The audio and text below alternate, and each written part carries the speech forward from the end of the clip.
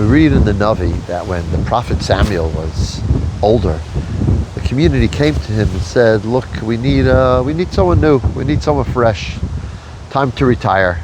But we don't want just another prophet, we want a king. Samuel wasn't very thrilled about this.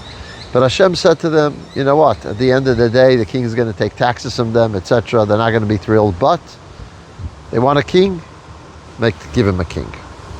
And then the prophets tell us a story. There was a fellow in Benjamin called Kish, and this fellow had donkeys, and his donkeys went missing.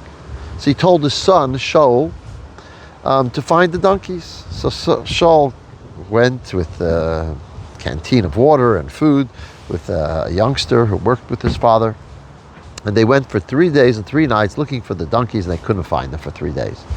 And then Shaul says to the youngster, he says, look, we better get back. My father's not going to start worrying about us more than the donkeys.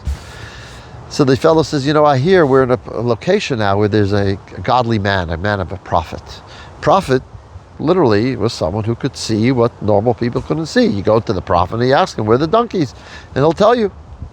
So they asked the people, he went to the well and he asked the people around there about this godly man. He said, oh, your luck, he just came back from a visit outside of the city, and you better get to him before he has another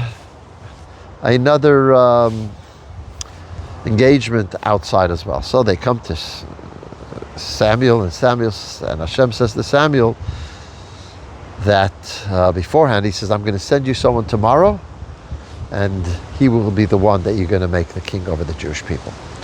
And when he came, so Samuel said, yeah, tomorrow you're going to be the king for the Jewish people. The next day he anointed him as king, King Shaul.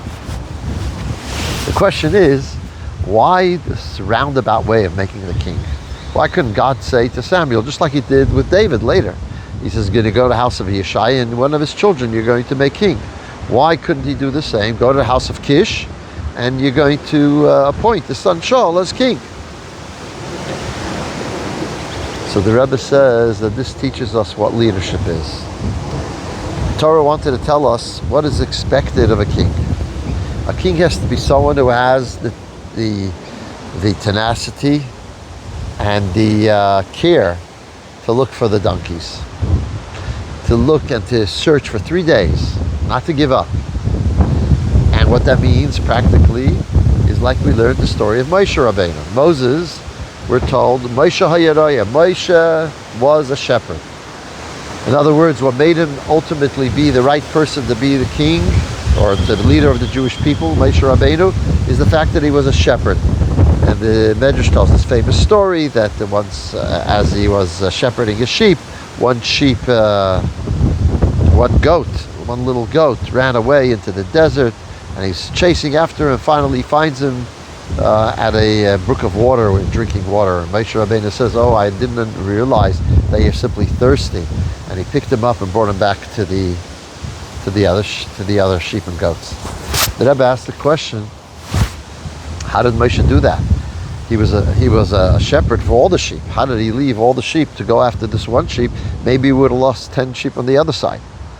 The Rebbe said that, when the sheep were together, most of them, they're going to stick together. But the one sheep that got lost, that's the one, if you don't go after it, it's gone forever. And that's what leadership is. And today, well, the Torah calls all Jewish people, Atem Tihyu Mamlechas Kohanim, you're a kingdom of priests. We all have leadership qualities and leadership necessities. And how is that represented? By the fact that we see those who are lost, and we don't just let it be, but we do whatever we can. We search for 3 days to find them. That's what leaders have to do, but that's what each one of us in the Jewish community have to do. Unfortunately, so many of our fellow Jews are lost to the Judaism. Today we're even seeing they're lost to the cause of being Jewish itself. Many of them, unfortunately, siding with our enemies who want to destroy us. They're so blinded and so have become so engrossed in the culture of the day as to denounce their own people. That's quite unfortunate. But those people we have to search after them, and we have to speak to them in a kind way, in a pleasant way, in a loving way, seeing what we could do to draw them back in and to bring them back to their families, to the Jewish community. That's what's requested, and that's what's desired, and that's really what's expected of each and every one of us. So practically speaking, as we are in the month of Elul, this is a time of rectification, of change, of see a fellow Jew who's estranged from the community. Do what you can to bring them in. Invite them to your house for Shabbos. Invite them to Shul for Rosh Hashanah. Do what you can to engage them and bring them back, because that is the qualities of the kingdom of priests. Good Shabbos.